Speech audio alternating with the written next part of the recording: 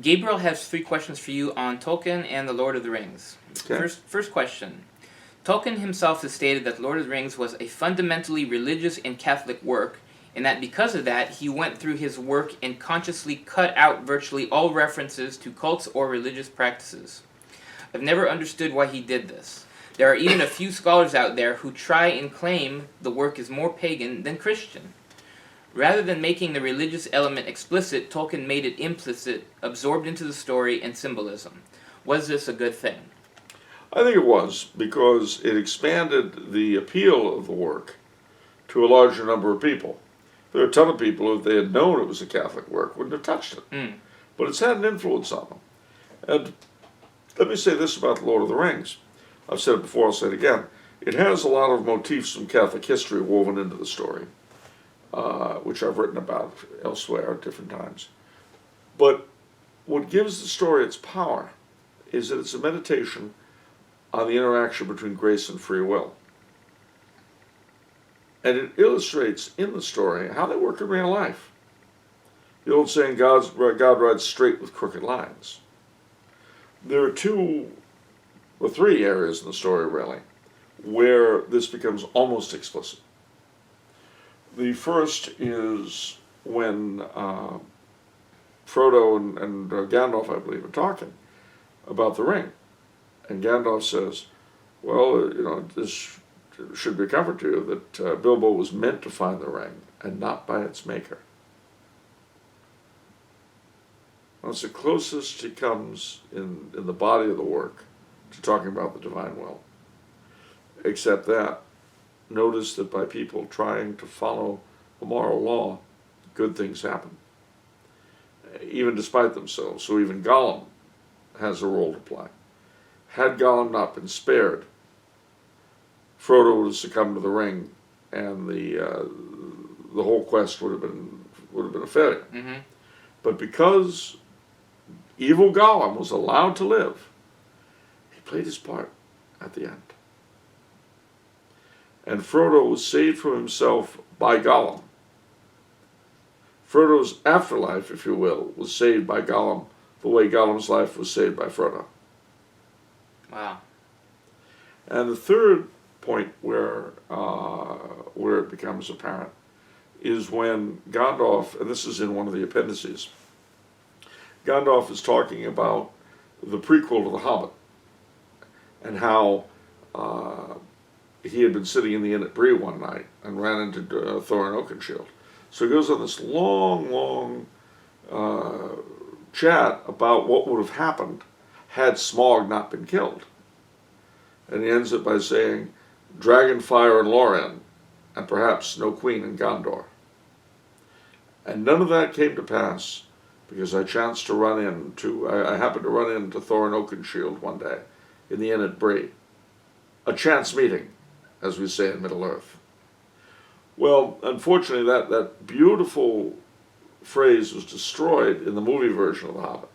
I mean, absolutely wrecked. Because there it's just made to seem like Gandalf had planned the whole thing. The point was Gandalf didn't plan it. And he didn't know where it would lead. It just seemed to be something that they should do. Yeah. And then he thought, okay, well, they're not going to succeed without a bit of my help and a hobbit. So I needed to get me a hobbit to play burglar for them. And that's what he did. And it was why they went into the Shire, why they got Bilbo, why the whole thing began. A chance meeting, as we say in Middle-earth. And then, if you look back at everything decent that's ever happened to you in your own life, every friend you've made that was close to you, every wonderful thing that's ever happened to you, it is the result of a concatenation of circumstances so involved that no novelist could have come up with it. That's true. Yeah, because see, that's how life really is. And Tolkien depicted it perfectly in The Lord of the Rings. That is the real power of the book. Wow. Okay, next question. What do you think of the Lord of the Rings movie trilogy? Sorry. Actually, I enjoyed it, but I did so by divorcing it from the book. I mean, a lot of friends of mine who are very much into The Lord of the Rings hated the thing. And very often it's, what the complaint boils down to is, it's not the movie in my head. No, it's not. And it won't ever be. So you have to separate the two. Mm-hmm. And if you look at it as a work on its own right, it's a pretty good piece of filmmaking. Is it a faithful recreation of Lord of the Rings? Partly. I do say that if it's in your power, never let anyone see the movie before they read the book. Read the book first, then see the movie. Don't do it the other way around. Because you want the book to work on your imagination. You don't want Peter Jackson to work on your head first. Okay. And let's just pretend that the Hobbit trilogy just never happened. Please. Can we do that? Yeah. Please. Okay, good. That was... I know we're pretending it didn't happen, Yeah. but it was so bad. You know... Yeah, next question. I'm sorry.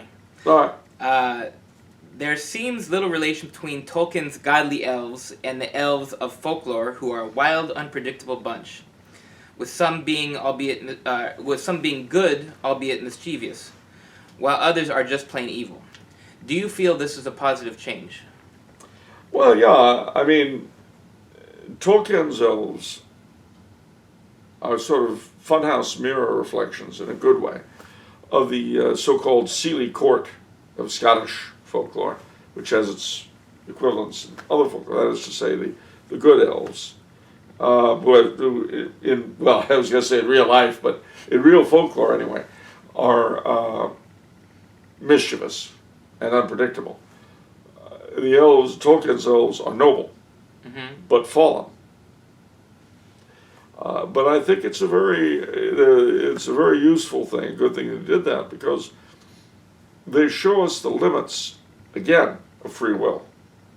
You know, when you first read The Lord of the Rings, the elves come across as purely noble, purely wonderful, with faint glimmerings, like in Galadriel's song.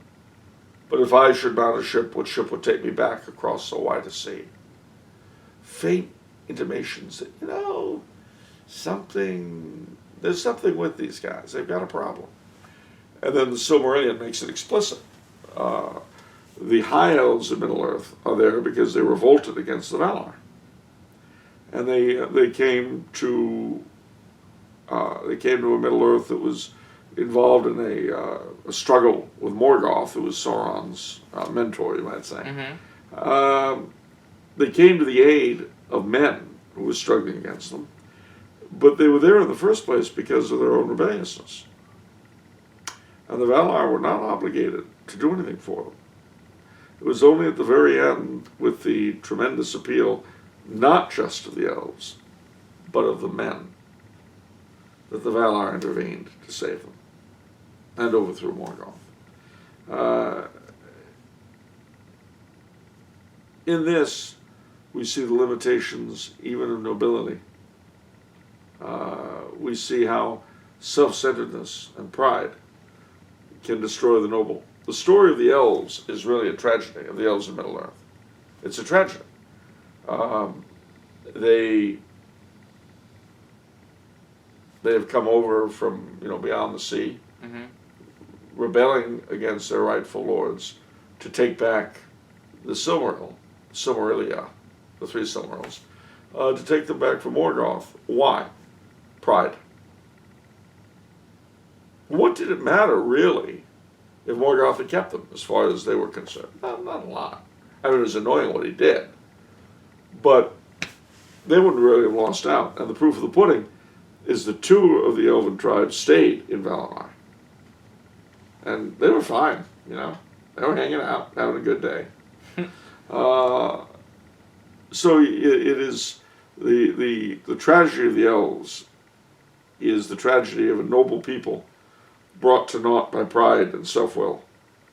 And that's an important lesson. It's not one you would have gotten from the elves in folklore. No, certainly not.